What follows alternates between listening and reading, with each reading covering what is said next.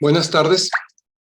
Iniciamos el seminario que se había comentado sobre la cultura de Anáhuac, la cultura a la cual llamamos toltequidad.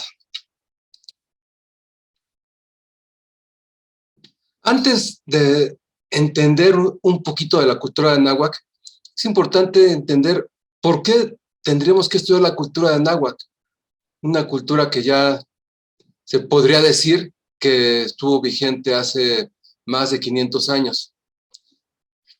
Lo que sí sabemos es que en ese entonces, en Anáhuac, en México antiguo, se desarrolló una de las culturas más avanzadas en profundidad y extensión que han existido en nuestro planeta.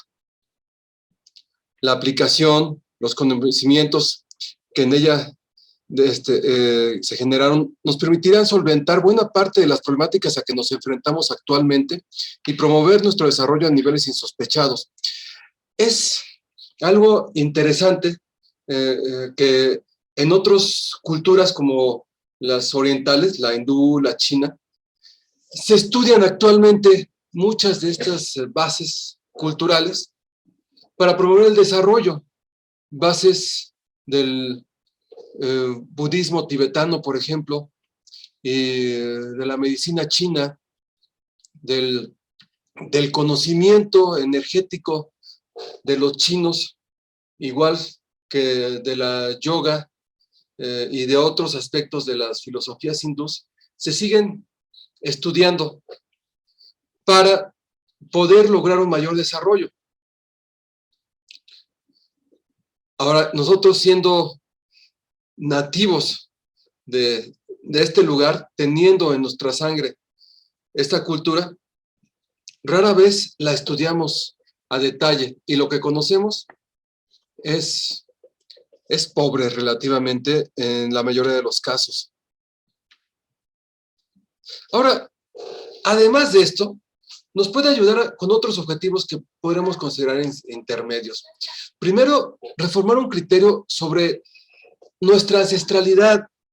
Se nos ha dado mucha información que quizás no es del todo correcta sobre lo que es nuestra cultura ancestral, que si eran sanguinarios o que quizás su desarrollo no era tan avanzado en muchos aspectos, o que realmente fue un favor el que se hizo al México antiguo al venir a conquistarlo pueblos occidentales.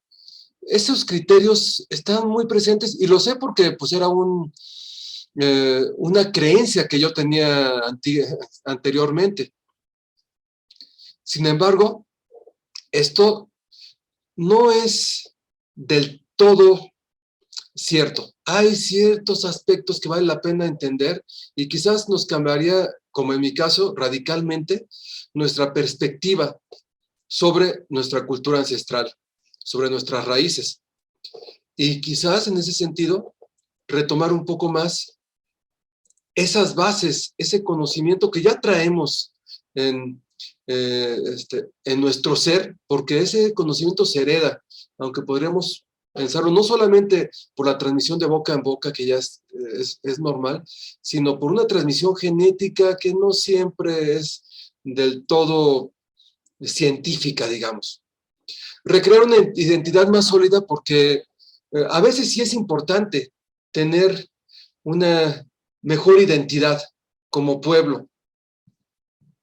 No me refiero a que seamos muy orgullosos de nuestra cultura y nos creamos superiores, pero sí es importante tener una mayor identidad, algo que nos permita unificar nuestros enfoques y alinear nuestros objetivos como nación. Y contar con algunas herramientas para mejorar diversos hábitos en nuestra vida, basada en ese conocimiento que corre por nuestras venas, en esa sangre que corre por nuestras venas.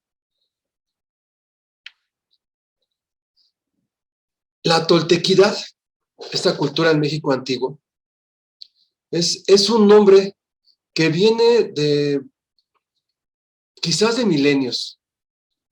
Realmente las primeras referencias a la palabra toltequidad o toltecayotl se encuentran en códices coloniales y por lo tanto se encuentran en escritos que fueron redactados por sacerdotes principalmente o algún otro conquistador que los oyó.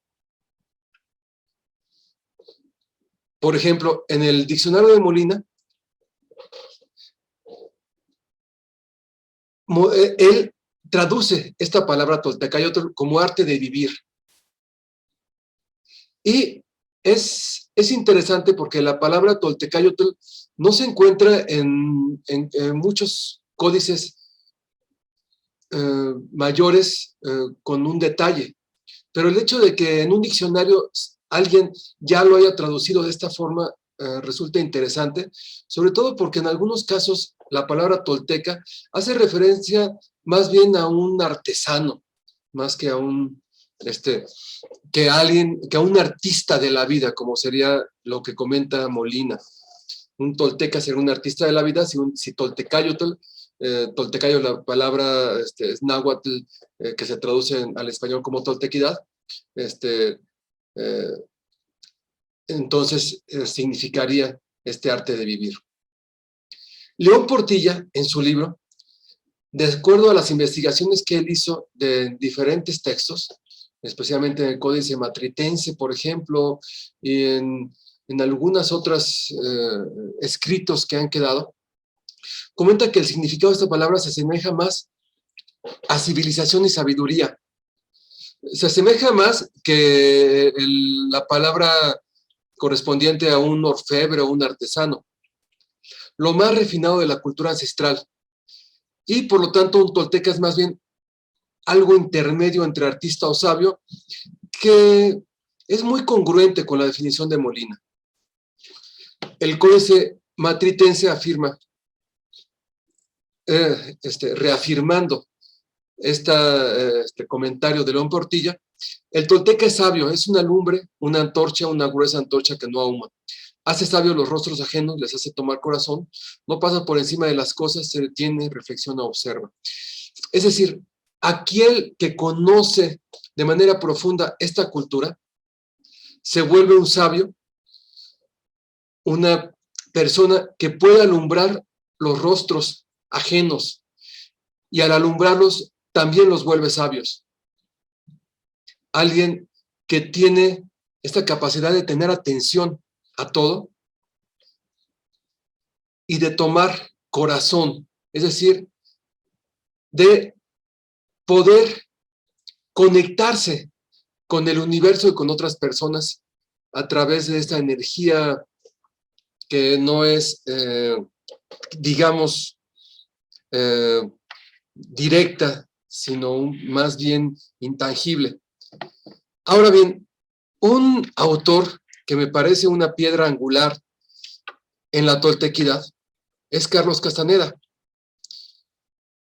Él afirmó en el libro El don del águila.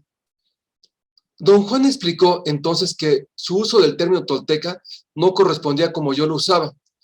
Para mí, o sea, lo que dice Castaneda, significaba una cultura, el imperio tolteca, que la verdad es lo que casi todos creemos o creíamos. Para él el término tolteca significaba hombre de conocimiento, un hombre que ha alcanzado el más profundo conocimiento, no solamente el conocimiento racional, que usualmente pensaríamos que es un sabio de acuerdo a los parámetros de la cultura occidental, sino el conocimiento total. Aquí un aspecto que es interesante es ver que muchas veces se habla de la tinta roja y negra en los códices. Algunas personas han considerado que esta tinta roja y negra se refiere más bien a los dibujos, a las imágenes, a los glifos, que pueden estar grabados en tinta roja, y la tinta negra se refiere más bien a los textos, a la escritura. Sin embargo, conviene referirse a esta figura que está aquí a la izquierda, que se llama, se traduce como atlachinole, agua quemada, donde tenemos un elemento en el centro, que es básicamente un cuenco, donde hay dos partes, una parte que es oscura, podríamos decir negra, y otra parte que es roja, digamos como la tinta roja y negra, donde la parte oscura es el conocimiento oculto, el conocimiento que no es fácilmente perceptible, y el rojo se referiría entonces al fuego, que es el conocimiento en este caso, el conocimiento visible, el conocimiento aparente, que es más correspondiente a lo que sería la ciencia. La intersección de los dos, la unión de los dos, da como resultado los tules. La toltequidad, toltecayotl, se traduciría literalmente como habitante de los tules o habitante de los carrizos, de los juncos. El tule era una representación del desarrollo social, del desarrollo personal también. Entonces, de ahí surge este desarrollo humano al integrar todo el conocimiento. Entonces, por ello, el término tolteca significaría hombre de conocimiento o sabio, que básicamente es lo que nos refiere en todo este texto. Entonces, la cultura de México antiguo es ese cúmulo de conocimientos que hacen a una persona sabia, que hace a una persona tener esta capacidad de tomar el conocimiento y utilizarlo para el desarrollo propio y el de otros, como lo dice el matritense. Ahora, hablamos muchas veces de la cultura anáhuac. ¿Por qué anáhuac? Anáhuac es el nombre del México antiguo. En la antigüedad, así se le llamaba, anáhuac, a todo México. Ahora, realmente no correspondía al territorio mexicano actual. De hecho, no hay una claridad completa de lo que es, hasta dónde, o qué es lo que corresponde al anáhuac. Se tiene la casi certeza de que anáhuac terminaba en Nicaragua, porque de hecho el nombre de Nicaragua es Nicanáhuac, o hasta aquí llega el anáhuac. Y podríamos abarcar hasta el Polo Norte, de tal forma que la otra mitad del continente americano, digamos desde Panamá hasta la Patagonia, es Tahuantinsuyo. Aunque tuviera su centro entre Perú y Bolivia, realmente abarcaba toda esta región de Sudamérica.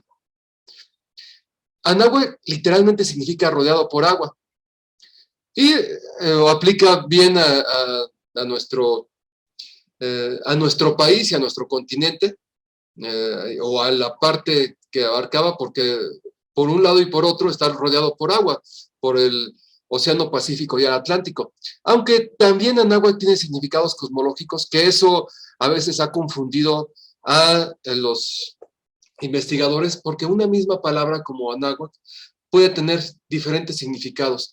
El agua representa el universo, lo finito, lo infinito, lo que le llama Castaneda el oscuro mar de la conciencia. Y nosotros existimos rodeados por ese infinito, por esa energía que en su mayor parte es intangible e invisible. Ahora, lograr este objetivo de ser un tolteca, lograr el objetivo que busca la toltequidad usando este conocimiento, en esta época actual, se vuelve relativamente complicado. O sea, ¿cómo vamos a utilizar el conocimiento que se tenía en aquel tiempo en la época actual? La primera problemática es cómo integramos el conocimiento. Hay muchas fuentes con datos que a veces son disímiles. O sea, no siempre es congruente un códice, por ejemplo, un códice mexica con algún grabado, quizás teotihuacano, con algún códice maya. A veces hay algunas diferencias que nos parecerían.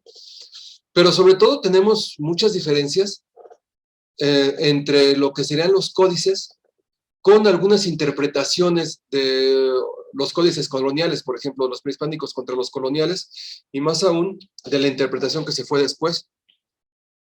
Esto tiene mucho que ver, aunque también en parte es otra dificultad adicional, con que hay muchos sesgos de los que compilaron la información. Estos códices, los códices prehispánicos, fueron escritos en su mayoría con caracteres gráficos, con imágenes, son ideográficos y por lo tanto necesitamos entender un poco la semiótica del conocimiento. Pero así que las fuentes principales que tenemos son las que nos delegaron los españoles que llegaron aquí y que tomaron de los nativos, de nuestros antepasados de Anáhuac, este conocimiento. Por ejemplo, Sahagún es uno de los más importantes que existen y su obra es valiosísima. Sin embargo, es claro que hay sesgos y muchas veces su traducción del náhuatl al español es incorrecta. Ahora, el hecho de que esté en náhuatl es un gran valor, porque podemos ir directamente a la fuente y saber realmente qué comentaron, aunque también tenemos un problema con el náhuatl que ahorita voy a comentar. Otro problema es que se destruyeron muchas fuentes, en particular todos los códices prehispánicos. Tenemos 10 códices que se han aceptado que son códices relativamente completos y que existen actualmente de la época prehispánica. Todo lo demás han sido reinterpretaciones del conocimiento que había. Entonces, si tuviéramos todas las fuentes, sería de gran valor, pero no las tenemos. La segunda dificultad es cómo interpretamos el conocimiento. Este es uno de los problemas más difíciles con la cultura, y que tiene mucho que ver con lo que está anteriormente, porque el lenguaje es altamente metafórico, es simbólico y es muy complejo. Hay integración de elementos que no pensaríamos que pudieran existir en un cuadro. Cada parte tiene una razón de ser y todos los elementos se integran entre sí para dar un significado. Realmente, bajo nuestra conceptualización y bajo la semiótica que tenemos, es decir, la interpretación de los símbolos que tenemos en el mundo occidental, muchas veces resulta muy difícil entenderlo. Vamos a decir la serpiente. Una serpiente en el mundo occidental es un animal malvado, es un animal al que hay que tenerle cuidado, del que hay que alejarse. Su significado usualmente no es algo a lo cual buscaríamos, algo deseable. Sin embargo, en Anáhuac, la serpiente es símbolo de sabiduría, es símbolo de sanación, es símbolo de la energía, o sea, significados que son bastante profundos y bastante elementales. Entonces, ese tema causa un conflicto. Si además lo juntamos, bueno, ¿a qué nos referimos con una serpiente emplumada cuando hablamos de Quetzalcóatl? Pues podría hacernos muy fácil decir que simplemente es el nombre de una persona, o que simplemente es una serpiente que tiene plumas y que se imaginó a alguien que era como un ser mitológico. La verdad es que pensando en este enfoque metafórico, lo que diríamos es, no, estamos hablando de energía y de sabiduría que al integrarse con las plumas, al ser las plumas el hecho precioso, esa sabiduría y esa energía se están elevando al nivel más alto posible, al mayor desarrollo. Entonces, la interpretación que tenemos de un concepto puede ser completamente diferente. También este tema del lenguaje altamente metafórico ha hecho que haya diversos puntos de vista, de diversas interpretaciones de lo que son los códices, las fuentes y la cultura en general.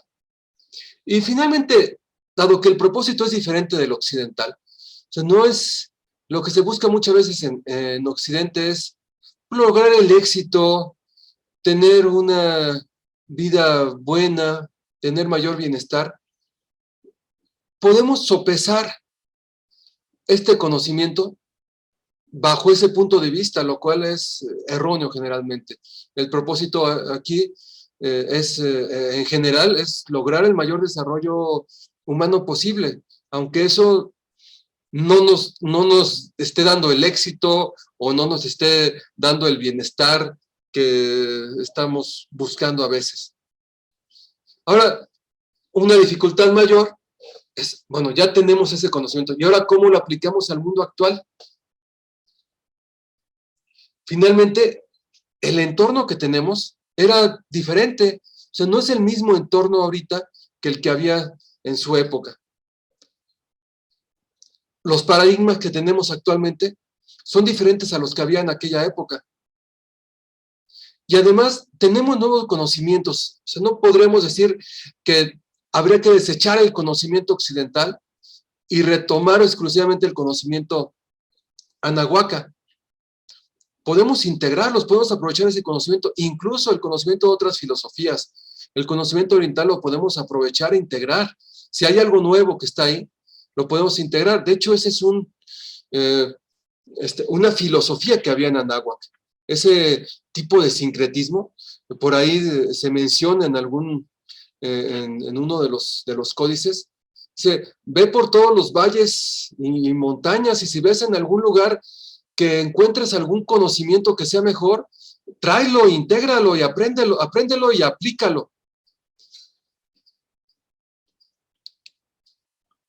Entonces, ¿cómo estudiamos la toltequidad? Bueno, primero, el conocimiento debe ser útil. O sea, tenemos que tener un enfoque pragmático.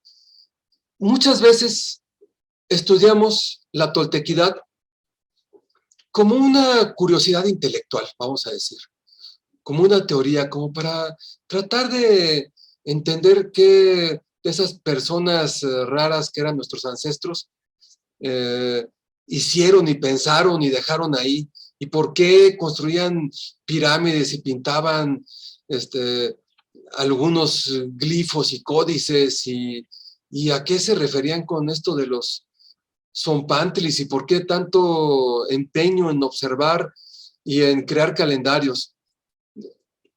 O sea, no es un tema de curiosidad. El conocimiento tiene que ser algo que podamos aplicar. Si no lo podemos aplicar, el conocimiento no sirve. Algunos de estos conocimientos los necesitamos para tener una base para poder aplicar otro conocimiento. Pero si el conocimiento no sirve de manera ya sea directa o indirecta para aplicarlo, no nos sirve. Después hay que armar, integrar fuentes. O sea, hay que tomar fuentes documentales, análisis de los investigadores, de todo tipo de autores, los códices prehispánicos, los coloniales, los autores no ortodoxos como Castaneda y varios otros que hay ahí que han puesto puntos de vista que no son tan aceptados por la academia, también habría que integrarlos.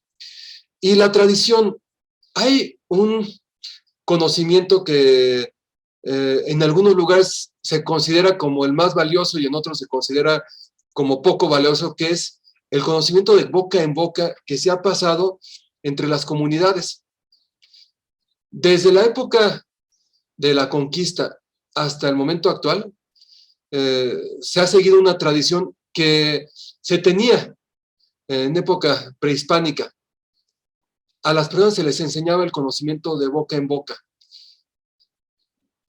Ahora bien, en época prehispánica había quizás más sabios, había quizás más apoyos como los códices, y entonces era más fácil hacer esta transmisión de conocimiento.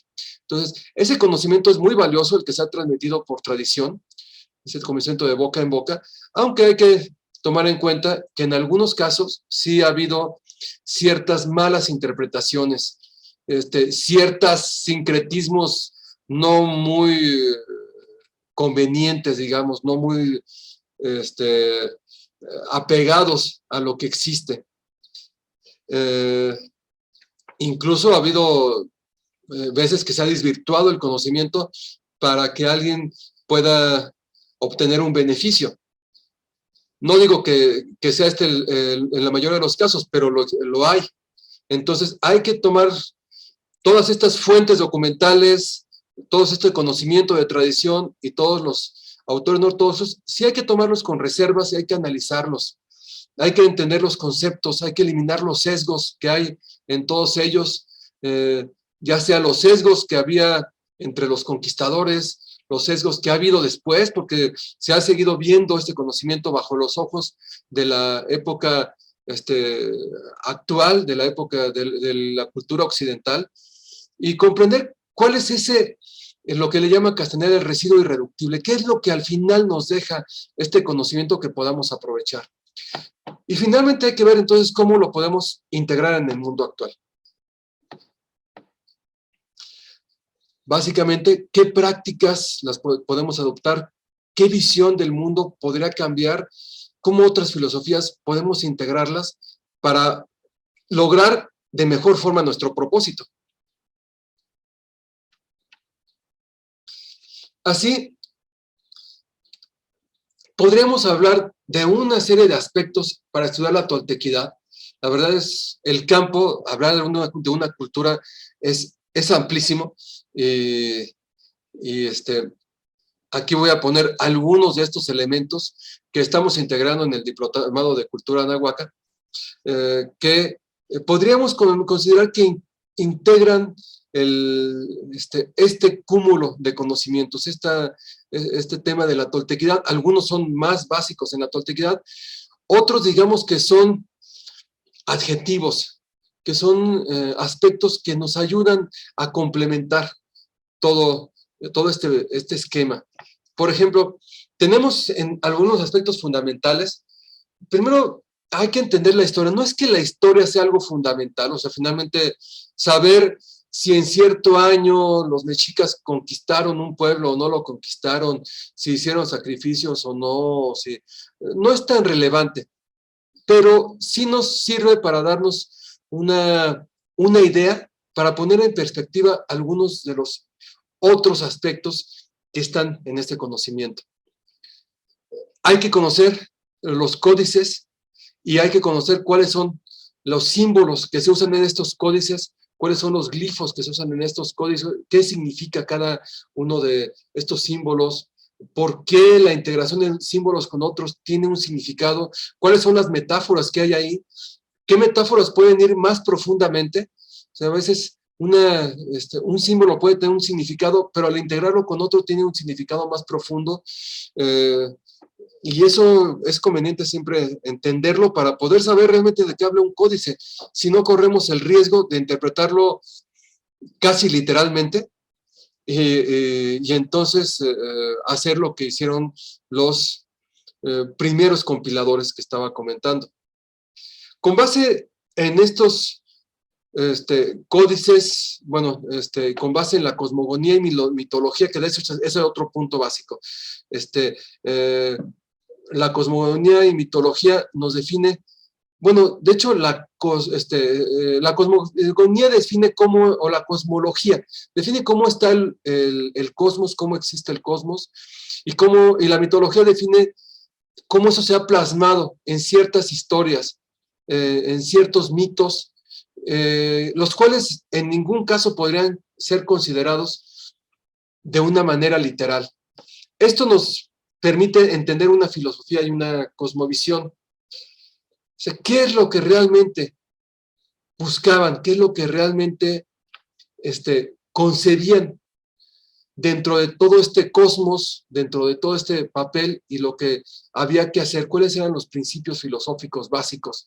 Estos aspectos que tendríamos que enfocarnos para determinar, ok, entonces, ¿cuál es el papel del ser humano en el cosmos? ¿Cómo es que estamos aquí? ¿Y en qué sentido participamos? Y entonces, ¿cómo tenemos que avanzar con él? ¿Y cuáles son, por lo tanto, nuestros objetivos y nuestros principios. Los objetivos y principios de todo el cosmos en conjunto y objetivos y principios del ser humano como ente. Y por lo tanto, cuáles son nuestros, nuestro enfoque, cuál convendría que fuera nuestro enfoque, cuál convendría que fueran nuestras directrices. Esto nos lleva a un segundo tema que tiene que ver con todo lo que es el desarrollo humano. Y aquí hay algunos aspectos básicos de desarrollo humano. Hay como dos puntos que podríamos ver. Por un lado, estaría el camino del guerrero, por ejemplo, que maneja Castaneda, un esquema muy pragmático de desarrollo. Y por otro lado, están los Huehuetlatolis, escritos que dan recomendaciones bastante básicas, bastante certeras de cómo conviene actuar y que en muchos casos se integran con la filosofía que comenta Castaneda y otros autores que son no ortodoxos, como comentaba, en otros no tanto. Con base en esto podríamos ver algunos aspectos como cómo hacemos para desarrollar nuestra mente racional, cómo hacemos para desarrollar nuestra parte física, cómo entonces implementamos prácticas psicofísicas y con base en ello las técnicas meditativas. La meditación, aunque muchas veces cuando hablamos de meditación pensamos en forma básica en Oriente, era uno de los aspectos fundamentales en Anáhuac, al cual se le llamaba teomanía. El enfoque era un poco diferente al que se manejaba en Oriente con la meditación, porque en Anáhuac la meditación siempre tenía un objetivo específico, se buscaba hacer una transformación en el propio ser y en otros, que muchas veces también se tiene en Oriente, pero a veces se considera que la meditación es un tema simplemente de tranquilizarse y estar en paz. Y usualmente va más allá que esto. Con base en esto, el dominio emocional, que es básicamente cómo dominamos nuestras emociones. Nuestras emociones a veces son aliados muy importantes, pero en muchas otras son un riesgo, un peligro completo. Entonces hay que ver cómo las dominamos. Finalmente, algunas prácticas nahuálicas, bueno, que el acecho en sí, ese tema de estar conscientes de nosotros y conscientes de los demás, y ver cómo es que podremos afectar, influir en el comportamiento, en nuestro comportamiento, en lo que estamos enfocándonos, en esos patrones que tenemos de conducta, es un tema fundamental. Ya es un tema que tiene que ver con varios aspectos nahuálicos, pero el ensueño, por ejemplo, el uso de los sueños es otro de los aspectos que está presente en los códices, y está presente también en autores como Castaneda. Ahora, también podemos ver ciencias, y quizás hay dos que resaltan más, que son las matemáticas y la calendárica, aunque, que bueno, las matemáticas es interesante porque es vigesimal, y es la primera, bueno, fue de las primeras que se comentaron que usaron el cero y la notación de orden, aunque bueno, ya se ha visto que en algunos lugares también se usaron quizás a una época parecida, aunque la verdad es que no se sabe mucho de cuándo fue que inició el desarrollo de Anáhuac, aunque a veces se dice que puede haber sido hace unos 2000 años, 3000 años, podría ser que tuviera más tiempo. Cada vez se hacen nuevos descubrimientos que datan de más tiempo. Ahora hay muchas otras ciencias que uno pensaría que estaban atrasadas, como por ejemplo la agricultura, que uno diría, oye, pues es que si apenas estaban usando coas, ¿cómo es posible que estuvieran avanzados? Bueno, en Anáhuac se tenía uno de los sistemas de mayor productividad agrícola en su tiempo, considerando además que no había animales de tiro. Entonces tenía que sembrarse todo a mano.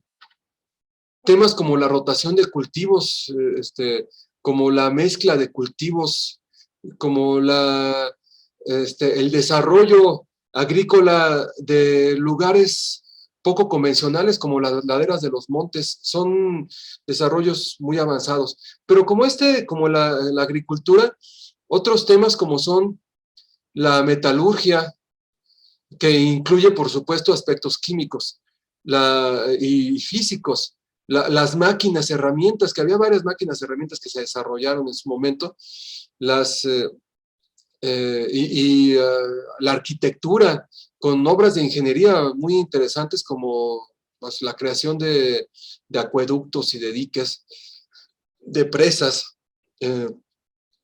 los textiles, todo el esquema textil, no, en muchos de los casos no tenía nada que pedirle a la ciencia occidental.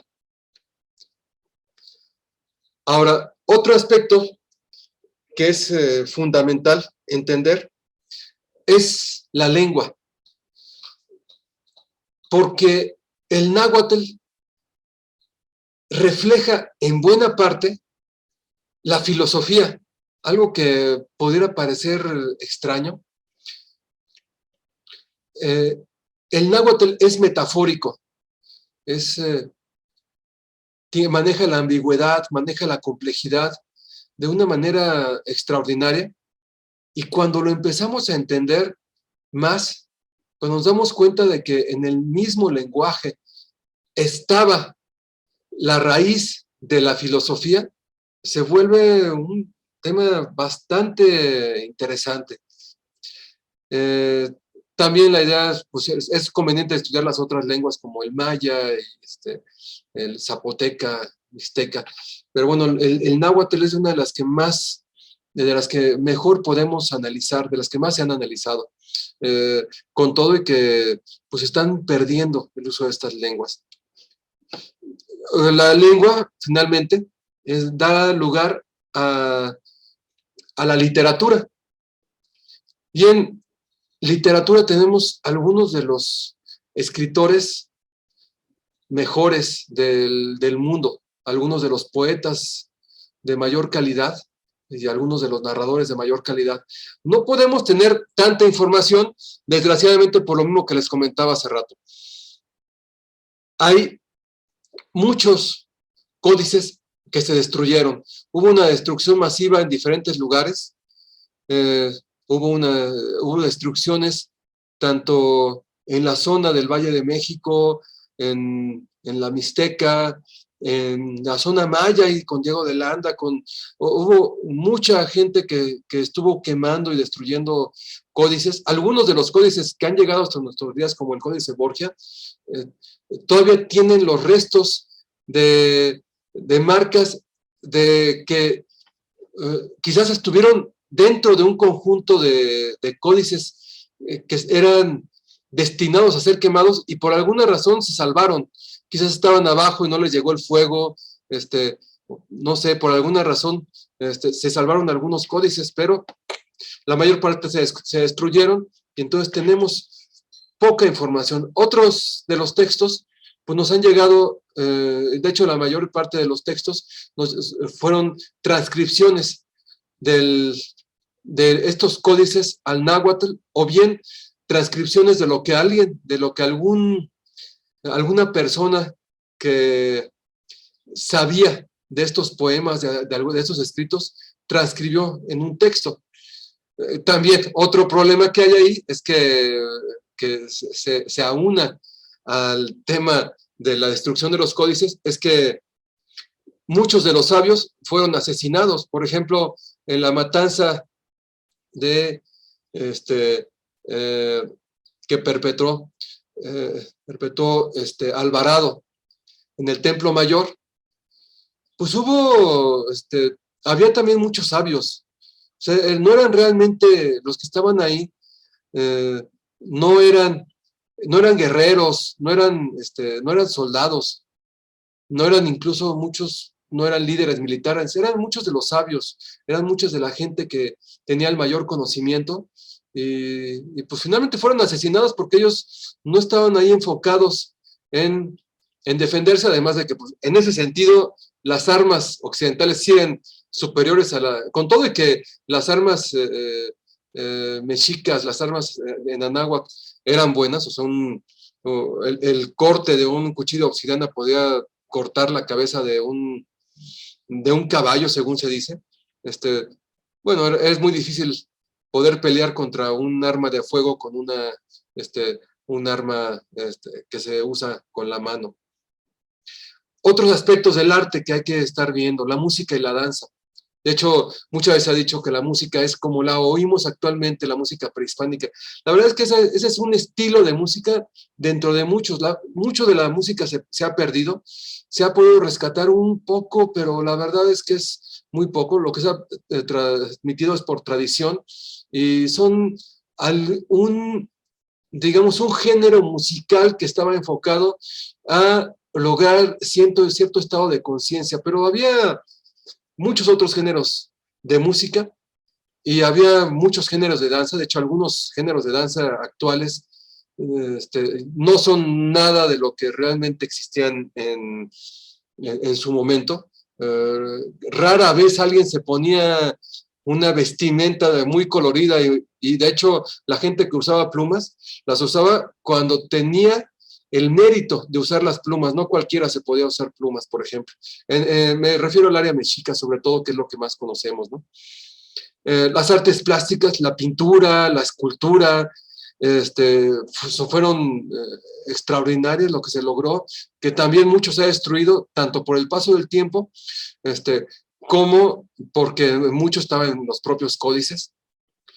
La arquitectura que por eso sí nos ha llegado hasta nuestros días y que podemos apreciar dentro de muchas construcciones, con todo de que también se considera que la mayoría, la gran mayoría, quizás más del 90%, quizás más del 95% incluso, de las zonas arqueológicas no han sido descubiertas. Y hay otras artes que también se tienen. Bueno, por un lado tendremos las artes escénicas. Había teatro, había magia, había circo. Se manejaban este tipo de artes y lo narra ahí autores como Sagún. Son pocos los que comentan esto, pero por lo que se dice, sí era importante ese tipo de artes. Y no solamente eso, podemos ver lo que llamamos ahora artesanía, como el arte plumario, como la orfebrería, como el tallado de piedras o los textiles, la lapidaria, digamos, los textiles. Entonces hay muchas artes que convendría conocer, no solo por, no para enorgullecernos de algo, sino para saber qué es lo que tenemos ahí y poder ver cómo lo aplicamos. Otro aspecto que es muy importante es todo lo que se refiere a etnobiología, que de hecho aquí tendríamos la etnobotánica, por un lado, o sea, todo lo que son las plantas nativas. Hay muchísimas plantas en Anáhuac. De hecho, no solamente había muchas plantas que se tenían aquí, muchos géneros de especies vegetales, y en nosología muchos géneros de especies animales, sino que eran estudiados. O sea, antes de que Linneo los clasificara por ahí del siglo XVIII, ya siglos antes, muchos investigadores prehispánicos habían estado estudiando estas plantas para saber cuáles eran sus usos, cómo las clasificaban. De hecho, lo que se dice es que había jardines botánicos inmensos y zoológicos inmensos. Moctezuma y Nezahualcóyotl tenían algunos de estos que son famosos, que se narran por ahí en algunos textos. Sagún hace referencia, él documenta muchos de estos plantas y animales, y finalmente no solamente el conocimiento de qué están, sino cómo las aprovechamos, que de ahí deriva la herbolaria. ¿Cómo es que podemos aprovechar algunas de estas plantas para nuestro propio beneficio, digamos? En particular en la curación, pero también podríamos aprovecharla en otras formas. Y las plantas y los animales, y uno de esos usos es obviamente la gastronomía y alimentación, que finalmente este es el primer tema de lo que podríamos hablar, que conforman la vida cotidiana, que es cotidiana, pero no por ser cotidiana deja de tener un valor incalculable para poder aprovecharlo en nuestro desarrollo. La gastronomía y alimentación, que es riquísima. Finalmente, es de lo que ahorita más hemos heredado. La gastronomía mexicana se ha considerado patrimonio de la humanidad y se considera casi siempre que es una de las cocinas más ricas del mundo. Y eso tiene que ver, por un lado, con esa raíz ancestral, con este tema de la variedad que narró Cortés, que cuando él describía la cantidad de platillos que tenía simplemente Moctezuma en su mesa, o Bernal del Castillo, y la riqueza en los mercados. O sea, ¿qué tanto se podría encontrar en un mercado? Que era impresionante. Un mercado de estos era uno de los, tenía una variedad amplísima, y de ahí nos lleva al segundo punto, que sería el comercio. El comercio, que era uno de los aspectos más importantes, se manejaba desde siglos y quizás milenios atrás, no sabemos. El trabajo y las tradiciones, porque había muchos oficios que se manejaban, y ahí eso nos puede dar una idea de cómo estaba conformado y qué tradiciones había realmente. Algunas de esas tradiciones han sido desvirtuadas. Y finalmente, lo que escribieron algunos de estos autores, como Sahagún, era muy orientado a todo lo negativo, que en mi punto de vista mucho es exagerado, sobre todo cuando leemos ya el texto náhuatl.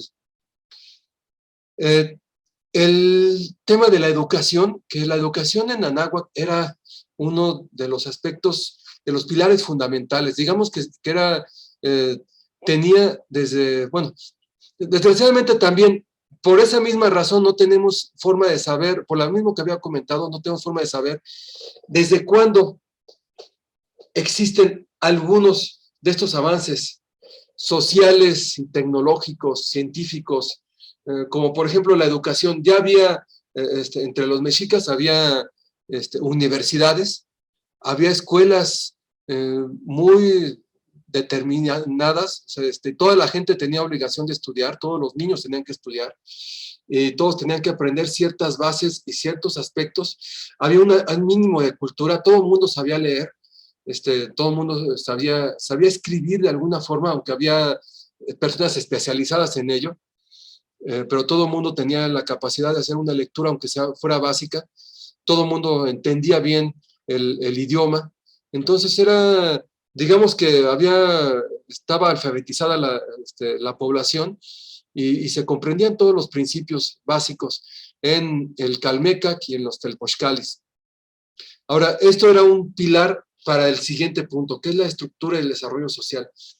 Y aquí podríamos comentar que la estructura era relativamente compleja. O sea, se basaba en los calpules, pero esos tenían una organización tanto interna como superior, que tenía un aspecto que podríamos decir a veces socialista, pero no en un socialismo, digamos, como lo conocemos actualmente, sino verdaderamente en un esquema en el cual había una participación de todos y un beneficio para todos. Todo el mundo tenía una obligación de aportar algo a la comunidad, y todo el mundo tenía derecho a recibir de la comunidad en ese sentido. Y había cargos muy específicos, una cultura, se manejaban reglas, y sobre todo no había un autoritarismo tajante. Realmente el Tlatoani, como los líderes de los calpules, eran esos líderes, eran coordinadores. O sea, Tlatoani no es el jefe absoluto, su traducción literal es el vocero. Entonces el Tlatoani es simplemente el que lleva la voz por un lado de toda la gente del pueblo y la voz del Consejo de Ancianos, que era los representantes del pueblo, y que muchas veces tenían que tomar decisiones en conjunto. Entonces, era un tema que podríamos decir que estaba, se ha dicho que era una teocracia. No es exactamente teocracia, podemos considerar que era una combinación entre un esquema republicano, un esquema democrático, y sí, quizás había algo de teocracia, pero no en el sentido de que estuvieran basados en los dioses, sino que estuvieran basados en dónde está la energía, hacia dónde se mueve la energía y cómo podemos lograr el mayor desarrollo.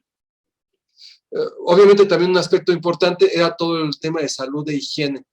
Salud que ha sido muy mal entendida, pero en algún punto, de hecho lo comenta Carlos Viesca, que hay un autor que escribió, que estaban sorprendidos muchos de los colonizadores cuando llegaron aquí, porque dicen, aquí nadie se muere de enfermedad, ni excepto los muy niños y los ancianos.